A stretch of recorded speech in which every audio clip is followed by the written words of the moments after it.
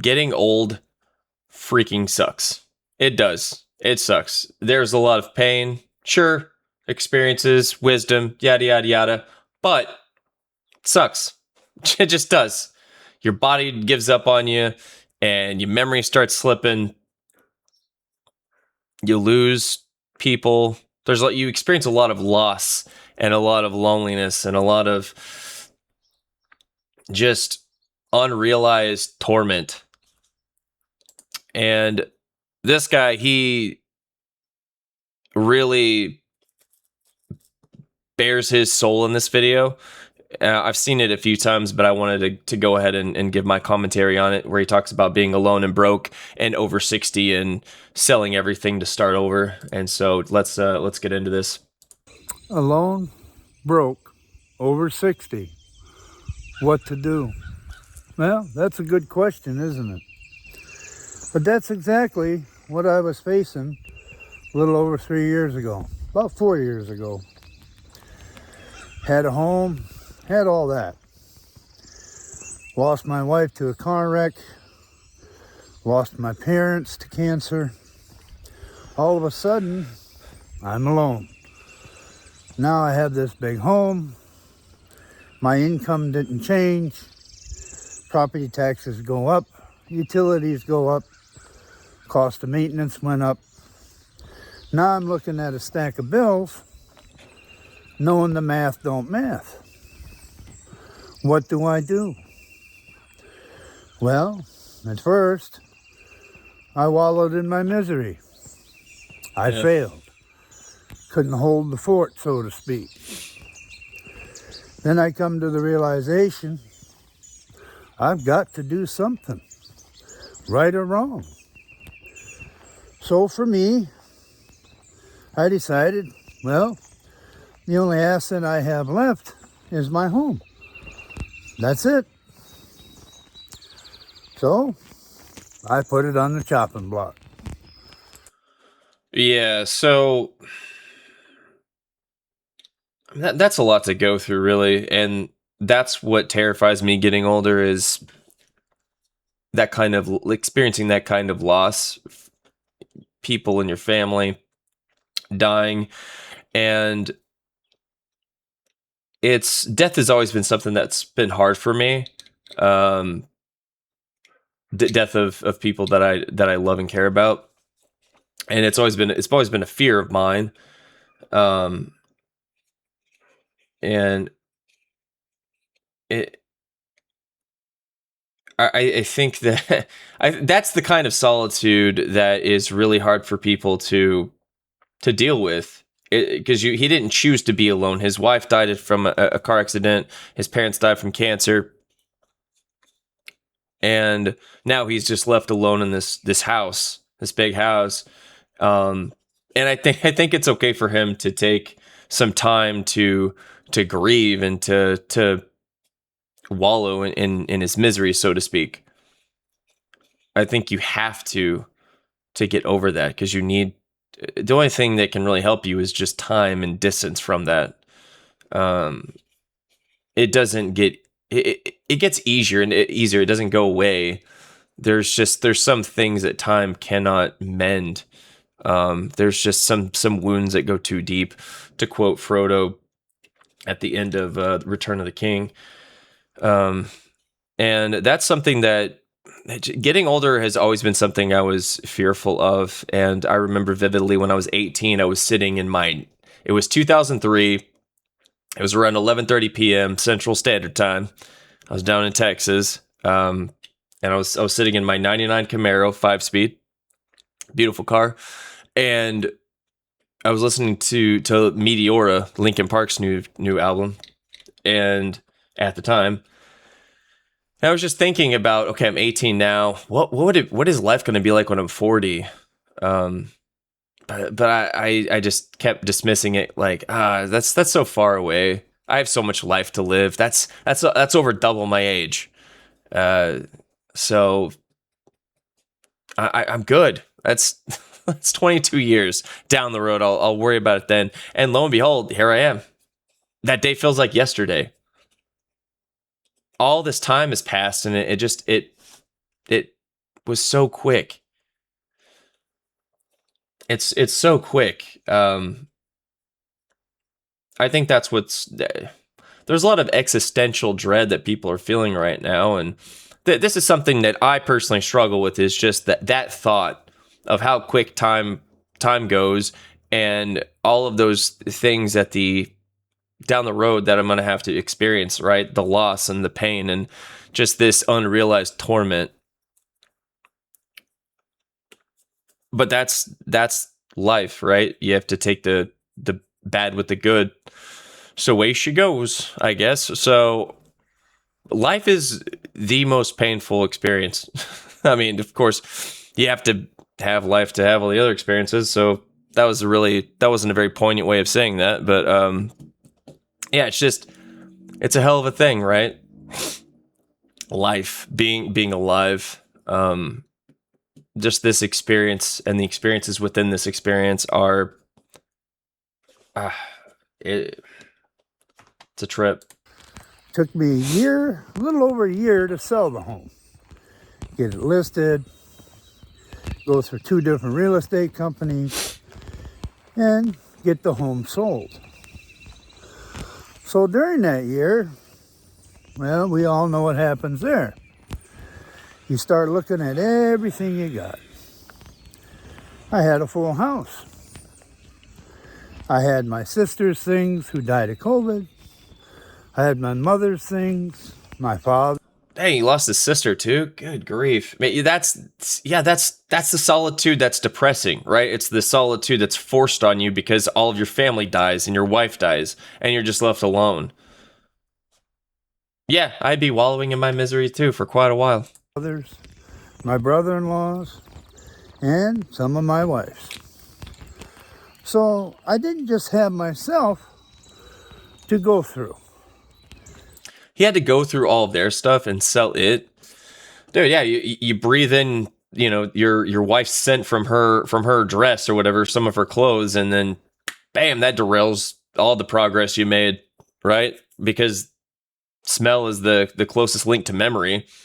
And so he has to be exposed to all of those items from his family and his wife, and he breathes them in, and that triggers memories. And dude, then bam, he's back on the couch or in bed being depressed again. That would be me, just saying.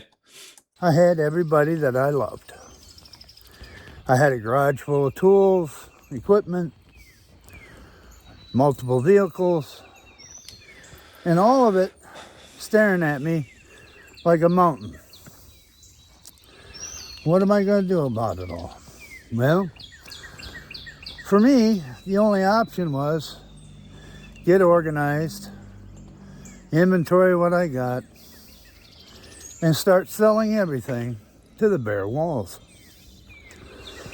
Because in order to rebuild a life after collapse, my theory was, well, you got to have some money to do it. So I started selling everything, right to the bare walls. Furniture, what little bit of artwork I had, my stamp collection, anything and everything that could possibly turn into money.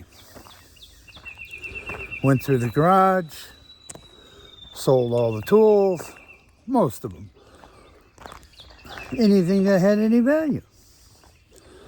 Because in order to start over, I had to radically change my life. I had to radically change how I was thinking and approaching life over 60. So, for that year, everything had to go. And so it did. Sold the house, sold everything in it, ended up getting down to pretty much what I could carry in the back of a truck, which wasn't a whole lot.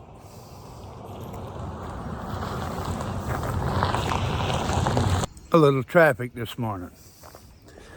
So now I've sold the home, I have a check in my hand. I pretty much sold everything that had any value, what was in the outbuildings, everything that was in the home, everything that was in the garage. So now I have a check and I have a mountain of debt. So I got my pencil and paper out and started going down the list. Shit, I would go down that list and figure out who I didn't need to pay. That's what I would do first. Paid everybody off. By the time I got done, well, guys, there wasn't a whole lot left. I had enough to buy an old box truck, and I had enough to buy an old camper. So, and by the time I got to that point, that was pretty much the end of the money. So, then I had the opportunity, well, before I get to that point, so where do I go, right? Because the home was gone now. You have a camper and a pickup truck and a box truck that you filled up with what you couldn't get rid of. And since I didn't want to be paying $200 a month or whatever for a storage unit, I decided the box truck was a good way to keep what I still had left over instead of paying a monthly fee. Because at this point now, every dollar counts. Yep. You're looking for ways not to spend money. And that's what I was doing. That's where a lot of people are nowadays. They're just looking for ways to not spend money. And shoot, when did this guy... He put out this video like 2 months ago. So... yeah, the inflation is out of control. It's only getting worse. Gas is going back up again. I luckily I filled up when it got below $4. Now it's over $4 again. This guy's got a camper, a truck, and a box truck. So I imagine he's trying to. I doubt he can fill the tank. Shoot, golly, man, that's a rough go. So, moving on from that point,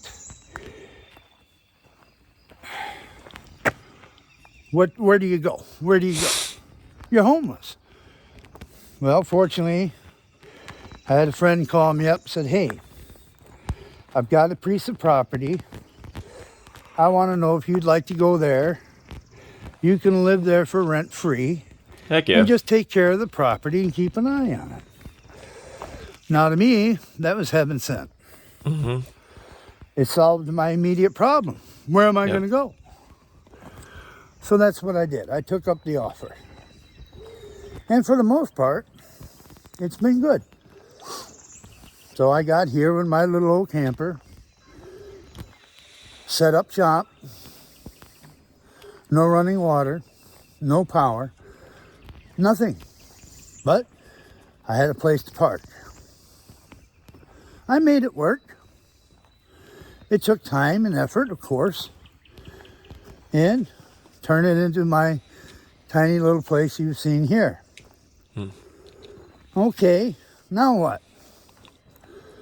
Well, now I'm wallowing in my misery. I'm thinking, well, I failed. I made a huge mistake.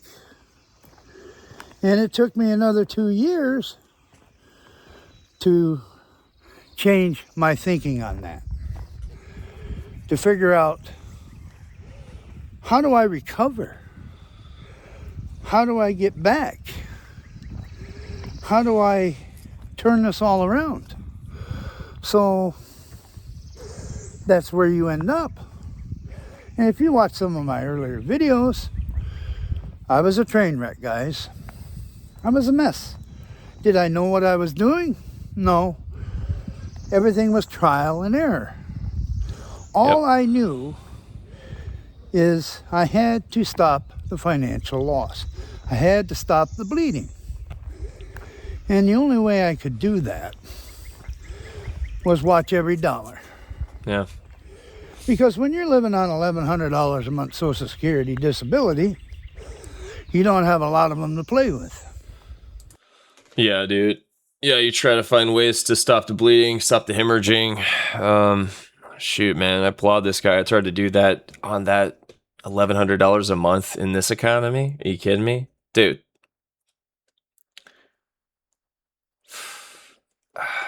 And I understand a lot of people are gonna say, "Yeah, this is great, right? This guy's he's in the middle of the woods. He's got a camper, yada yada yada. Maybe he's got a dog." So I think that gets glamorized a bit when you're old. You know, you're the old man out there in the woods with your dog type shit. Not saying it can't be cool, but there's still pain attached to that experience. I mean, getting to that point, this guy had a wife. Now he doesn't.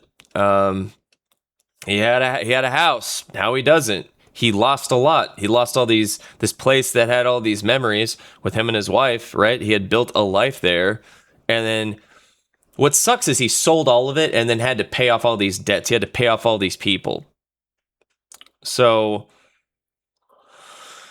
yeah, if only he didn't have that debt, man, that would have been really helpful to him, but say la vie. Um I know there are a lot of people in my comment section that are dealing with stuff like this, similar things like this. A lot of heartache, a lot of loss. I read your comments when I can, and a lot of you guys have gone through some really hard shit. So, and you're still alive and kicking, right? This guy's still alive and kicking. I Man, just the thought of being over 60 now is terrifying. I'm about to be 41, and I just know I just got my son, that puppy. The puppy is like 12 weeks right now, and he'll probably live to be like 12 to 14 or something, maybe 15. I'll be in my 50s when that dog dies. So I'm sure time will fly, because every single day I got the puppy blues, because every single day I'm paying money to feed and to feed this thing that just perpetually poops and pees. And he's got the pee pads, and I'm training him on those and trying to wean him off those into going outside and getting on a schedule. But yeah, I just before I know it, I'm gonna be 50, right? I know he's not gonna be a puppy forever, but I'm gonna be taking care of this dog and then watching the dog get older along with my son getting older, and I'm creating memories with them together. And before I know it, I'm gonna be this guy, right? Just freaking over 60. I doubt I'll be living in a camper, and I don't have a wife, so not exactly like this guy, but you get the picture. Anyways, So I kept my costs extremely low. Learned to separate my wants from my needs. And the whole time, feeling miserable for having to do it. Not realizing that I was onto something here. Because in order to rebuild or start a new life, you need to separate yourself from the old life. that's true. So if you're trying to do this and think you're going to hang on to everything along the way that you accumulated, all the family mementos, all the treasures, all the tools, all the artwork, all the stamp collections, whatever it is you might have accumulated over the years, you can't. And when I said a radical change in thinking, that's what I mean. Literally sold myself to the four walls. Had to start completely over. And for the most part, it turned out pretty good. So here we are, 3.5 years later, and I've now managed to be able to start the process of getting my next homestead. I saved a $100 bill every month for the last 3 years. That helped. That gave me what I needed to start this next step in my life. No, that's not a lot of money, is it? No, it ain't. But it meant something to me. I had created a margin, something to work with. By keeping my costs at very minimum, I was able to put something aside. That allowed me to take this next step. No, it wasn't easy. A lot of tough months there, especially in the winter. Because you're thinking, well, you could go do this, or you could go do that. But every time I would go do that, I was putting myself a step behind in reaching my goal. Then I started this YouTube channel. And at first, it was just a place for me to shout into the void and feel miserable, dejected, alone, rejected, scared, vulnerable. But something changed. I built a community. We built a community. And through that, everybody uplifted me. I got feeling better about myself, feeling better about the choices I made, started really narrowing down what I wanted to do moving forward. Wow. And you guys helped shape all that. And for that, I truly thank you. So, I've sold everything. I've paid everybody off that. It goes to show that's what you can accomplish by getting a camera and hitting record. It radically changed my life, and it's radically changed this guy's life. There are a lot of people out there that are finally just get sick and tired, you get fed up. I've had all kinds of different ventures just bust. But this one, I was relentless, and just like this guy, just kept at it, right? Just consistency is really the thing with anything, right? And it was something radical from what I was doing. It was something radical from what he was doing. Like he said, it's all about radical change. And yeah, and shoot, how much is this guy making? Let's actually take a gander. vidIQ is sometimes accurate. Let's see here. Oh yeah. Well, I mean, if this is accurate, that's pretty decent on top of his $1,100 a month, right, for Social Security and disability. So it's not bad. It's honestly not bad, dude. Good for him. That I owed. I built up a small cushion, a margin, and now it's time to start the new life. But in order to do that, guys, you really have to separate yourself from the old one. You can't take it with you. You can't box it all up, throw it in the storage unit, and say, I'm going to keep all this. You're not. All you've done is tied an anchor around your neck. When I say radical change, I mean exactly that. Clothes on your back, basic necessities, food, water, and shelter. That's it. You cut back on the trips to town. You cut back eating out. You relearn how to cook for yourself. And you do the best by your animals. So that's what I did. Is this going to work for everybody? Probably not. Did it work for me? Yes. I made it work. Was it a victory? I like to think so now. I didn't appreciate it when I started it. Because when I started, I was just as confused as all of you. Where do you start? Right. What's the first step? Where do you go from here? Well, that's what I did. Now, in about a month, I'll be moving on to my own piece of property. It took a little over 3 years, guys. But to me, that's the best part.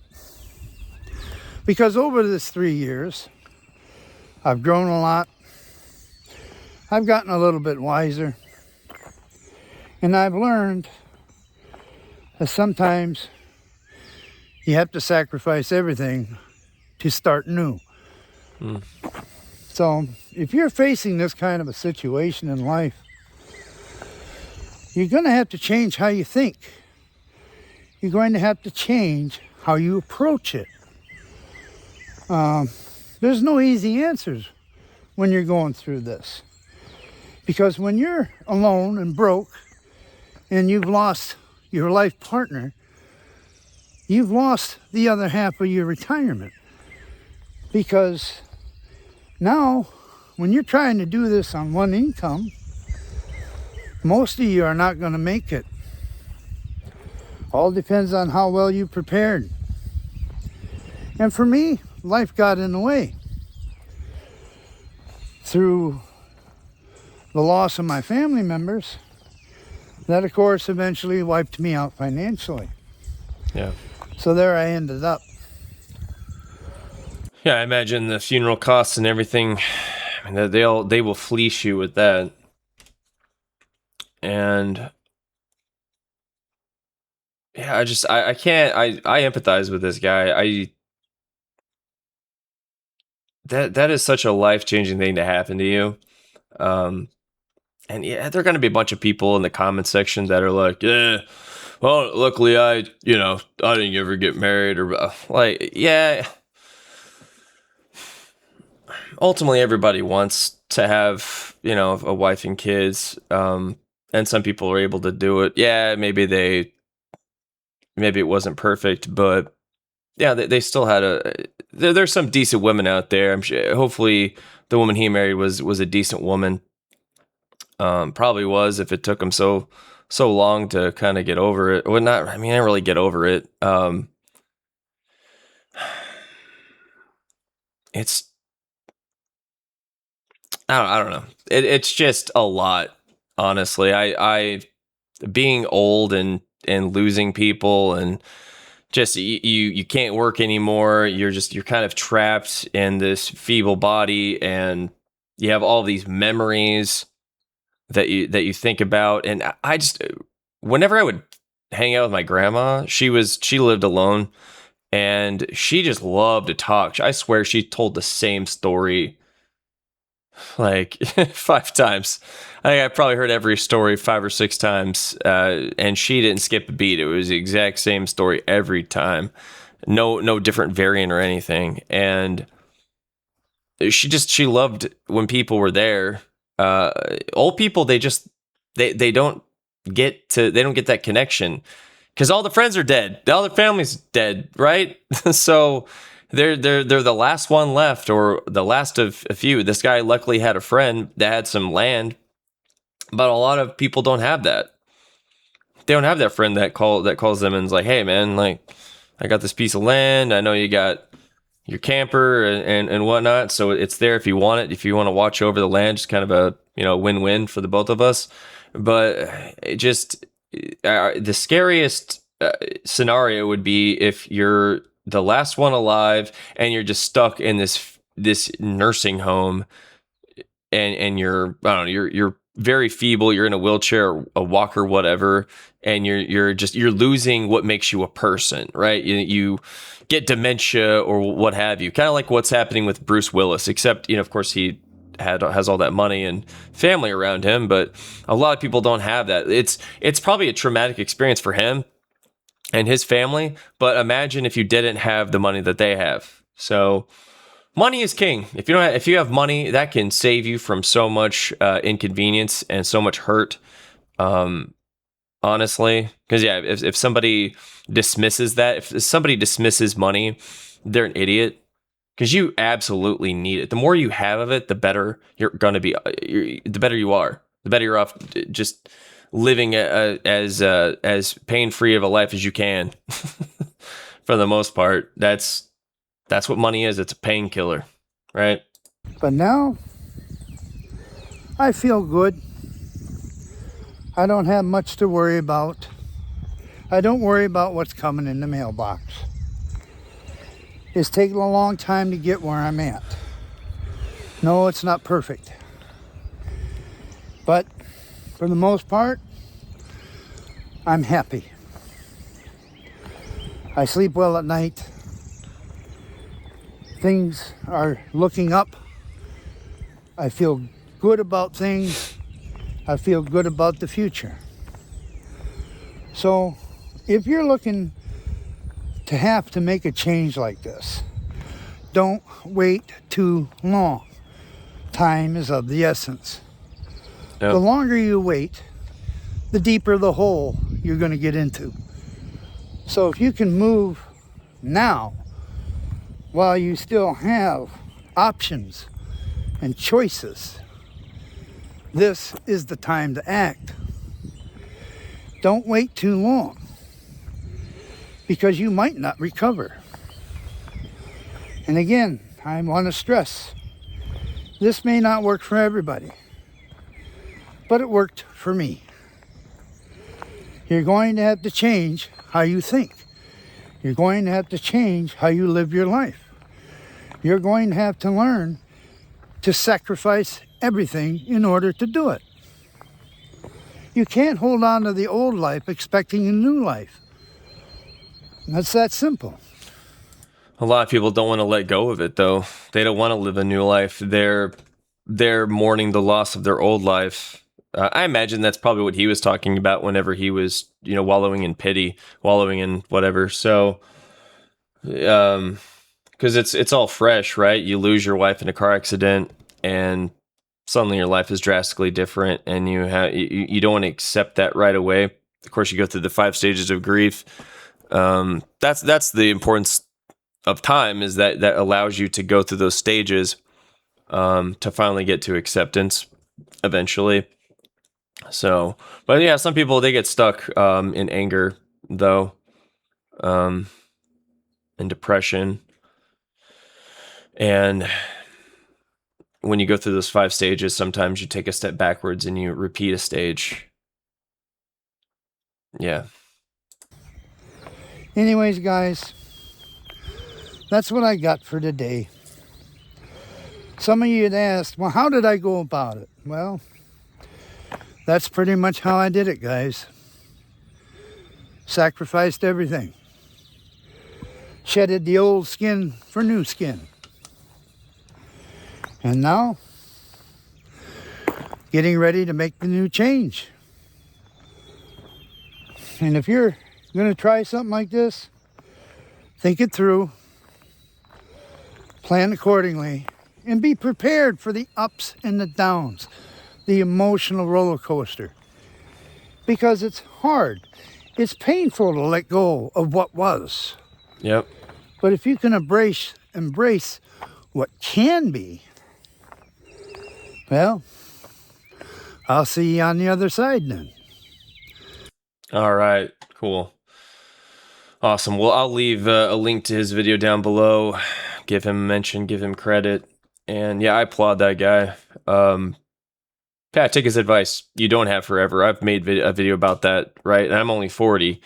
So you really, for all you young lads out there, man, just, yeah, have your fun, sure. But just put that in your mind that you really need to get your priorities straight, because you don't have as long as you think you do.